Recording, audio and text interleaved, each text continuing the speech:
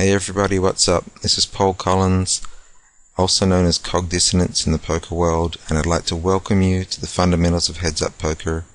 This is a course that I've designed to help you understand the most important concept in HeadsUp Poker, in my opinion, which is how to recognize and exploit the different types of players that you come across.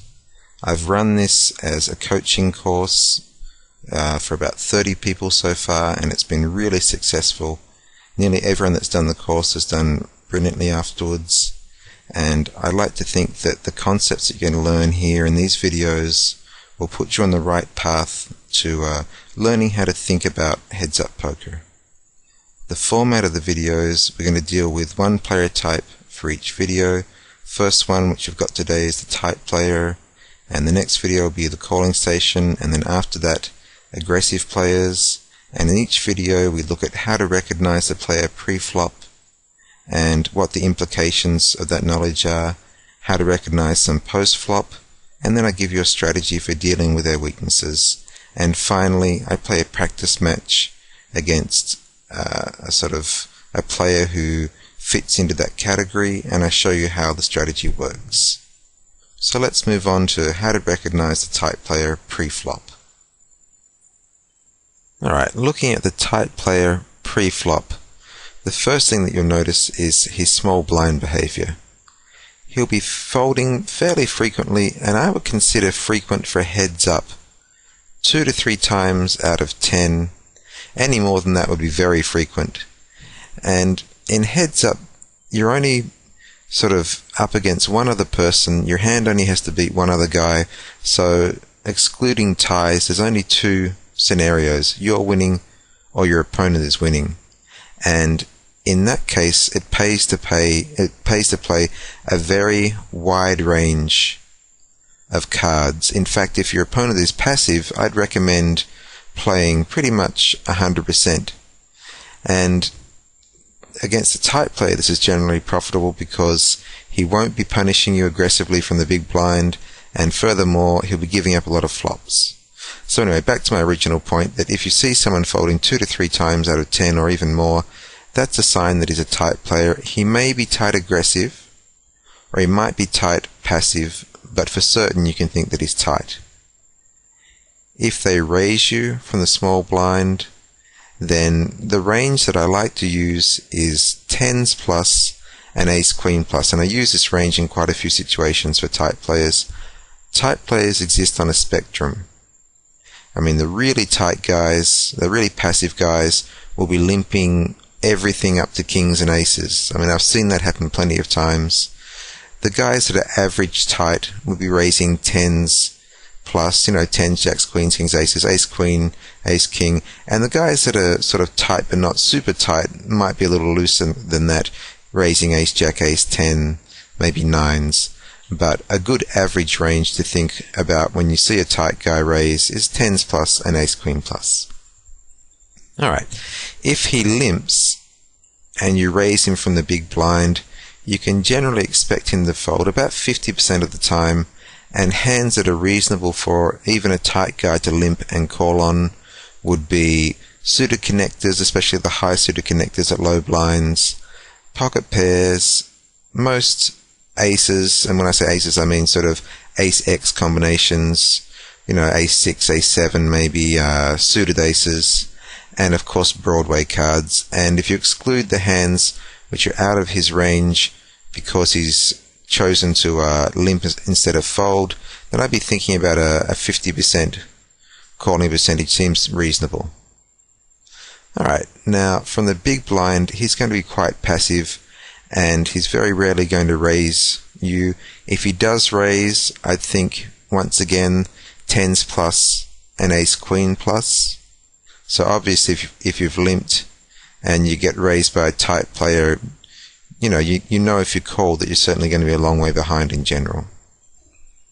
Alright, he's going to frequently fold to your small blind raise, and once again a reasonable sort of calling range would be the higher suited connectors, most pocket pairs, most aces, and once again I mean ace-X hands, and most Broadway cards.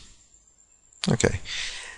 And finally, if you do raise him, you're very rarely getting 3-bet, and I would put him on the range of 10s plus and ace queen plus if he 3-bets me from the big blind. Okay, let's have a look at post flop, and then after that we'll have a look at the strategy which you're going to use against these guys. Here we come to the first piece of really important information, and that is that the tight player post flop will fold to a minimum bet frequently. Tight players generally play fit or fold poker, meaning if they've hit the flop, then they'll call, otherwise they'll give it up. And they'll give it up to a minimum bet. And here I'm talking about a limped pot. Obviously if there's 500 in the pot, you can't expect the guy to fold for 20. But at 10-20, if there's 40 in the pot, a bet of 20 or perhaps 25 is enough to take it down if your opponent has missed the flop. And that's, as I said, a crucial piece of information, because tight guys do not give you good value when you have big hands generally. If you have king-king and raise pre-flop, he folds. If you limp with a big hand and bet post-flop, he generally folds. So you're not getting value. You're not going to generally finish the match as you might against an aggressive guy or a calling station when you catch a monster. What you're going to have to do is kind of the death of 1,000 cuts, steal pot after pot after pot, checking to see if he adjusts, and basically he'll be giving up too many pots. You'll be taking them when you have cards or don't, and you'll get a big lead in the match, and by the time he works out what's going on, hopefully you'll have a 2-1 chip lead or better. Alright, the sort of hands that they'll fold to a minimum bet. Once again, these tight guys are on a spectrum. The really tight guys will fold bottom pair and sometimes middle pair if it's a low middle pair. So for example, on a king 5-3 flop, a really tight guy would fold the 5 there. Other guys that are not so tight, but sort of, towards the middle of the spectrum, they will be calling on all pairs and draws, of course, and folding whenever they miss. Alright. The tight guy will also rarely bet. If a tight guy bets, I generally think that maybe he has top pair or better. So I'm folding up my hands most of the time. If a tight player raises or re-raises, inevitably it's 2 pair or better. Once again, they're on a spectrum, so the tight players that are not so tight might be raising on top pair with a half-decent kicker, but 2 pair or better, which means a guy that hasn't raised me flop after flop after flop, he suddenly comes to life and raises me. If I have top pair, it's going in the muck. The other thing that you might notice about these guys, and I just put this in here for information, is that they'll just call you and not even raise you, and on the river they turn up with a monster. So they might have 2 pair, which is a huge hand in heads up, 3 of a kind if the board's looking a bit dangerous, or a low flush, and you'll wonder why on earth they didn't bet. These guys are nut peddlers, and they're waiting for the stone cold nuts before they finally raise you. So that's shocking, but not really that unusual from tight players. And finally, tight players almost never bluff. All players will bluff in poker eventually, but for the purposes that we're dealing with, it's just better to assume that tight players are not bluffing you, because if you go calling down 10 times when you assume that they're bluffing, 9 times they're going to have a hand, and obviously that's not a very profitable way to play. So that's the tight player post-flop. Remember that really important piece of information, which is you don't need to be betting pot in order to steal, and in fact that's quite a big leak, because the times that you're getting called, you're giving away too many chips. In a limped pot, a minimum or close to minimum bet would do the job. Let's have a look at the strategy which I suggest for dealing with these guys. So here we are at the strategy which I recommend for exploiting the tight player's weaknesses. The first thing is I'm playing 100% of my hands against these tight players unless they've raised me pre-flop. So 7-2 offsuit at 25-50 blinds, I'm playing it. There's no hand bad enough that I would fold. If the software malfunctioned and I only was dealt one card against a tight player, I'd play it. Okay, so simply folding any hand pre-flop if the tight player hasn't raised is negative expected value because they're giving up so many flops. And when I say that I'm playing 100% of my hands, I don't mean that you have to limp 100%. I generally like to raise about 20% of my hands against tight players. That's up to you.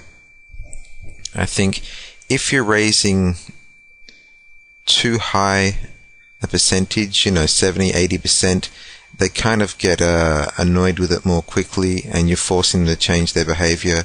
So I like to keep them happy whenever they're being tight, because being tight is being weak, and when I see a tight player, I pretty much figure his money in my pocket, and I want to keep him being tight throughout the match.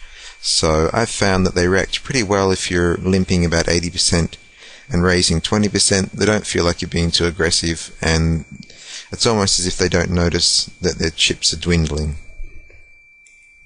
Now, if I have raised, it's not necessarily a quality situation where I've got king or something and I raise because I expect them to fold to most of my raises if they're not too frequent. So I raise with king, they fold. I raise with 7-2, they fold. I simply think to myself, how long has it been since I've raised? If I haven't raised in 7 or 8 hands, I'm overdue and it's definitely time to raise. And if I get called, it's not the end of the world because there's a very good chance they're going to fold post-flop anyway. So I'm not really saying that you need to raise your junk against these guys. I'm simply saying that you need to raise really according to frequency. It's probably more important than quality. If I have raised, then post-flop, I'm betting about 90% of the boards. The only hands, or the only boards that I wouldn't bet would be maybe the really connected high boards like Ace King Queen, King Queen Jack, Queen Jack 10, those sort of boards. Pretty much everything else is going to follow up with a C bet, and it doesn't need to be a C bet. Normally I find a little bit more than half pot, half to 2/3 is enough. Now, if I've limped, which will be the other 80% of my hands that I haven't raised, I'm making a C bet post-flop once again 90% of the time, and I'm not just talking about in position. I'll donk out, which means betting out of position 90% of the time, and the tight player is folding every time he's missed, or even if sometimes if they've hit and it's not particularly strong. So I bet 4.5 out of 5, and they fold 4 out of 5, and I make a pretty big profit. And as soon as they call me, then I won't continue unless I've got a decent hand. So if the tight player raises me or re-raises me at any stage pre-flop, we looked at their sort of 3 betting range pre-flop and we said it was 10s plus and ace queen plus. This obviously depends on their chip stack size and the blind size, but certainly if we're deep and the blinds are low, then I'm being very conservative. And for example, if I had something like ace 8 suited, if I decided to call, I would know that I'm not really playing it for the ace value, I'm playing it for the 2 pair or flush value. Because any time an ace comes and the tight player gets his chips in, you can be sure he's going to have my kicker crushed if I only have ace 8. Post flop, if they raise, we talked about this earlier as well, we're looking at 2 pair or better, and generally I'm going to fold. The problem with tight players is that if you call on a draw, you generally don't get paid off. When the draw card lands, they tighten right up, and you're much better off chasing your draws if you don't have the right odds against aggressive players or calling stations, because tight players just don't give you the implied odds. Now, if the tight player flat calls my continuation bet, I generally put them on middle pair or better. Obviously they could have a draw, but middle pair or better is the range I put them on, and I'm not betting again unless I've got a very strong hand. Top pair is the minimum that I would bet again, and even then I wouldn't be getting carried away because they're not calling you very often, and the only way you really lose to these guys, assuming you don't get cooled, is if you don't give them respect when they do call you or raise you. So, as I said, put him on middle pair or better. Don't bet again unless you have a pretty decent hand. So to summarize the strategy, we're playing 100% of our hands. We're attacking the boards about 90% of the time. He's folding way too often. We're building up a chip lead through picking up lots of small pots. As soon as he calls us, we shut down unless we've got a monster. If he raises us, we almost certainly shut down. And we just grind away, taking pot after pot, sometimes losing the occasional pot, but winning more than we lose, and his chip stack starts to dwindle, and we keep an eye out for that moment in the match when he starts to get more aggressive, which may or may not happen. Some guys will stay tight all the way down to, they've practically got no chips left, but generally it's good to get a decent lead using this strategy, and if they adjust and get more aggressive, then I switch to my strategy for dealing with aggressive players. If they become sort of calling stations, they don't believe us and they start to call us down, then I stop betting so much and I see if they switch back to being tight, or I simply change to my strategy for calling stations, which will come in a later video. So let's have a look at a match against a really tight guy, and in this match I use the strategy which I've discussed. I bet a heap of boards. He folded way too much, and when he did raise, he nearly always had the goods. So let's have a look and see how the strategy works. At the start of the match, I'm trying to get a feel for how my opponent plays, and what I'm really looking for is he aggressive pre-flop? If he's not aggressive, is he folding hands post-flop, or is he calling hands post-flop? And that's how I'm going to categorize him. And he folds his first hand pre-flop. That's not much evidence, but it does suggest that perhaps he's tight. And I try a min raise just to see how he will react to that. He calls. I've hit top pair, and I bet out half pot. This low flop is not really the best sort of flop to bet against aggressive players or calling stations, and he folds. Another fold from him pre-flop. Remember we talked about the tight guy folding 2 to 3 hands out of 10, and he's certainly appearing tight at this stage. Raise again, and he folds. So he's folding quite a lot, and at this stage of the match we're only in about 4 or 5 hands, but I'm already pretty confident that this guy is a tight player. I limp just to see what he's going to do. He checks the low flop. It's a terrible flop to bet against anyone but a tight player, and the fact that he folds it really suggests that he must be tight, because either he's going to have low cards which will have paired the flop, or give him some sort of draw or over cards, which means that a lot of players will be calling here, but not this guy. Once again folding pre-flop, folding way too many hands for a heads up. And paired boards are gold against tight players. I always love to bet them. I've hit middle pair, and he's continuing the fold. 3 hearts on the board.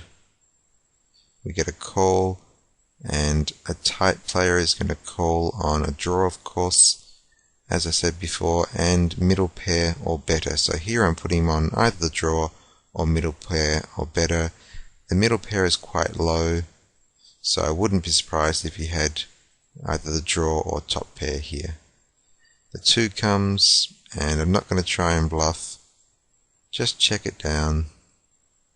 And here he flopped 2 pair, didn't raise me on the flop, which is typical for a tight player. Then the board got a bit dangerous, he didn't bet again. So this is one of those examples which I talked about earlier, where your opponent will turn up with 2 pair or a very strong hand on the river and not bet. Alright, more folding from him pre-flop. I get ace king, he folds. And this is typical, you don't get value from your good hands. Queens, he folds. And I bet, as I said, a minimum bet is enough to take the pot off a tight player.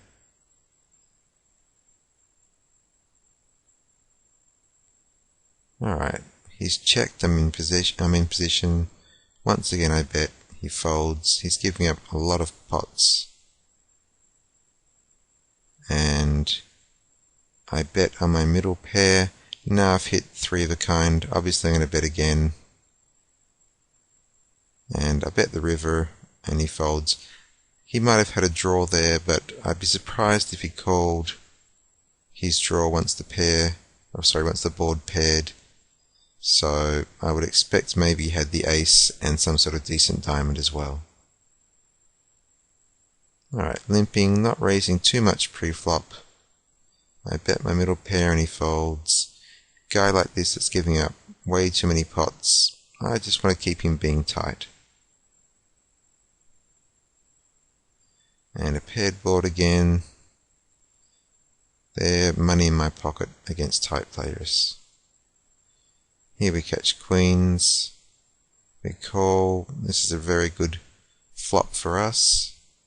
And I bet 2/3 of the flop. Don't really expect too much action from him.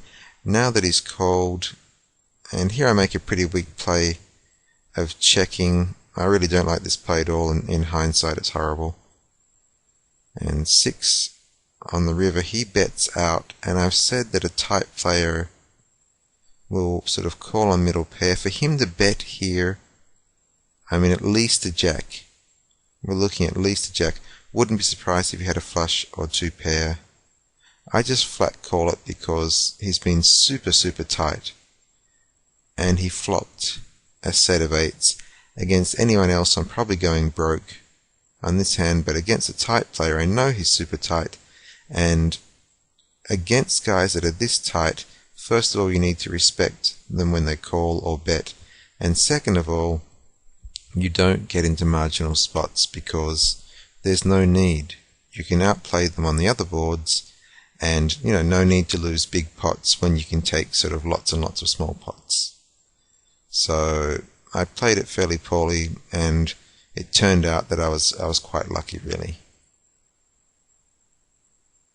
Alright, king 4, we hit top pair and he calls, so once he calls I put him on middle pair, or better, or a draw. And I'm not going to bet my top pair with such a bad kicker. He bets, and this is another interesting spot. Now I've hit 3 of a kind. He's bet 90. He can see the king there as well.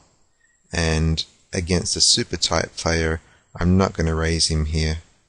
I'm simply going to flat call, and he flopped the flush. So you can see that against these tight guys, when they call you or bet, you need to give them respect. Alright, paired board. And now that he calls me, I'm not going to try and push him off even though I hit my 3 on the turn. He's at least got middle pair. Draw is possible, but at least the 4 there, which I guess is middle pair now, I guess was a bottom pair on the flop. And I'm not really happy about my hand. In fact, I do bet this, which I don't think is a particularly strong play. And I forced the fold, so obviously he must have had the 4, but that was kind of not the best play. Alright, I raise on my queen 10, just to see if I can steal one after he limps, which I can. Here we've got 7-4. He checks, so naturally I'm going to bet. Take it down. And he folds pre-flop. these sort of boards with 2 high cards and a low card, I'm still betting these, especially when he checks, and I'm taking it down. He raises. Obviously I'm not calling any raise on 3-9, but this is his first raise in the match, and when a tight player raises and he's not short stacked, I worry. And we didn't know what he had, but I suspect it was a very good hand. I return the favour by raising an ace-queen, and he folds as I would expect him to most of my raises. He's limped. We bet out. We donk out. Even if I miss the flop, I still donk out. And he folds. So as you can see, whenever you can, you bet. If he calls, you get out of his way. If he raises, you really have to worry. And the rest of the time he's folding, which is a nice situation for you because you're collecting lots of chips. 6-5 offsuit, not calling anyone's raise on this, especially a guy that's been this tight. And he shows king-king. No surprise there. Alright, I raise, take it down, 10-8, 1 gap suited connector, and I bet and take down the pot. So any hand that he hasn't hit, he folds, and even though I've sort of could have easily gone broke against the guy that was not this tight, I'm in the match, and now he's called me. I worry. I'm not going to try and bluff him. I'm not going to get into a marginal situation. Now I've hit top pair, and I'm just going to check that down, and he had top pair on the flop, and I sucked out on him. Alright, we've got middle pair. It's a very sort of connected board, and once he calls us, he could have a draw. As I say, put him on middle pair or better, and I'm not going to bet my middle pair here. And he had top pair. So, top pair, and with those overcards, he never betted. Alright, a limp on ace-9. You might think that's a pretty standard raise, but it is against most players. But when you can take it down post-flop so easily, I'm going to sort of not have too high a ratio of raising pre-flop. He folds, and he checks, so obviously I'm going to bet. Every time he checks, I'm betting, and out of position I'm betting as well. Top pair, and we take down pot after pot. We've got a lead, try a little raise there, and that works. And he folds. And this is not the greatest flop for us, but once he checks, we automatically bet and take it down. Middle pair, and he folds it up. Here I'm calling on 2-6. As I said before, any 2 cards are positive EV against a tight player. And king 10-7 flop, we haven't hit, he checks. We bet, and now that we're called, even though I hit a 6 on the turn, I'm at least putting him on a 10 or a draw, and I'm not betting my 6 here. He checks, and not a great card. I could try and bluff him, but no need to when I'm getting chipped so easily. And there he had the middle pair. Alright, he's still folding pre-flop quite a lot. And I bet this board, he gives it up.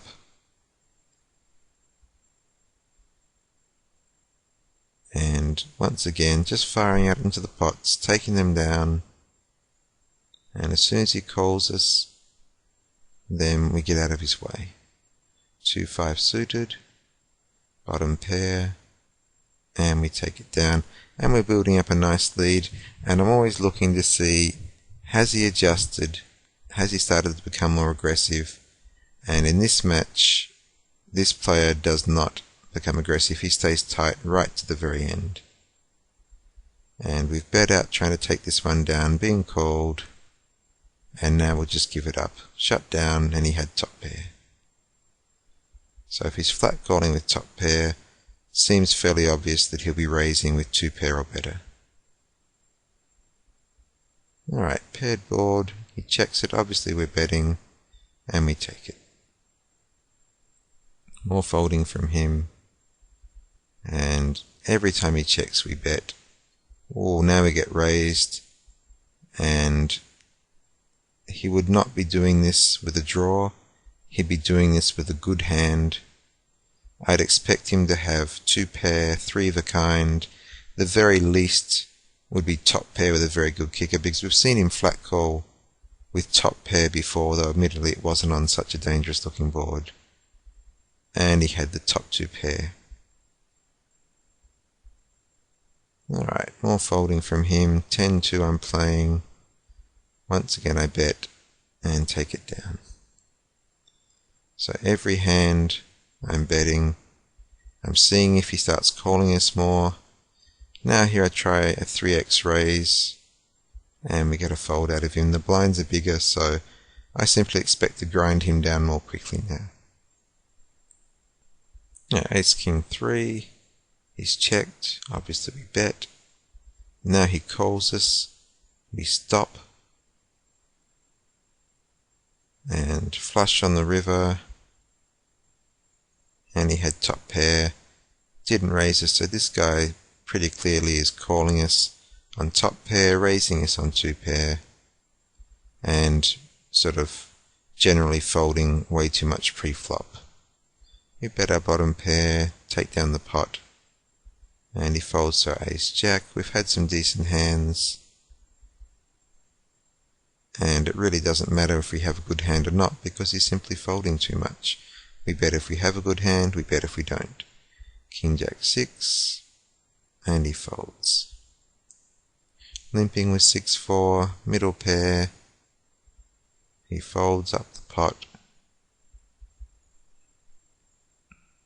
Betting out, donking out as we call it, on the ace-9-2 flop and taking it down.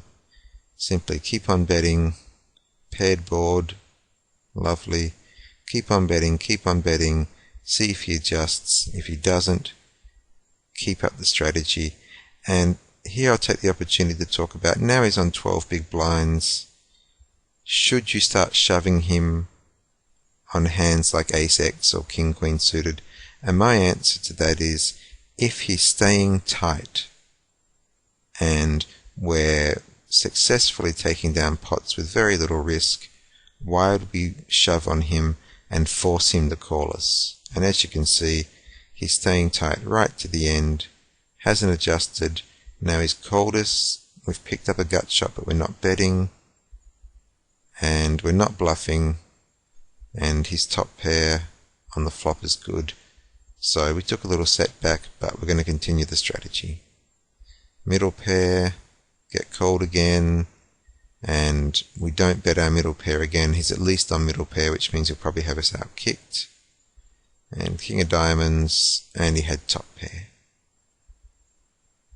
And he raises us. Obviously we can't call anyway, but we're expecting to have a monster, and ace king, yep. He's letting us limp. Whatever he's letting us limp, we'll continue to do so. No need to do anything silly. Here I'm trying a min raise, and that takes down the pot. And he folds in our 8-8. Suited connectors. Hit a fantastic flop with a middle pair and an open-ended straight draw.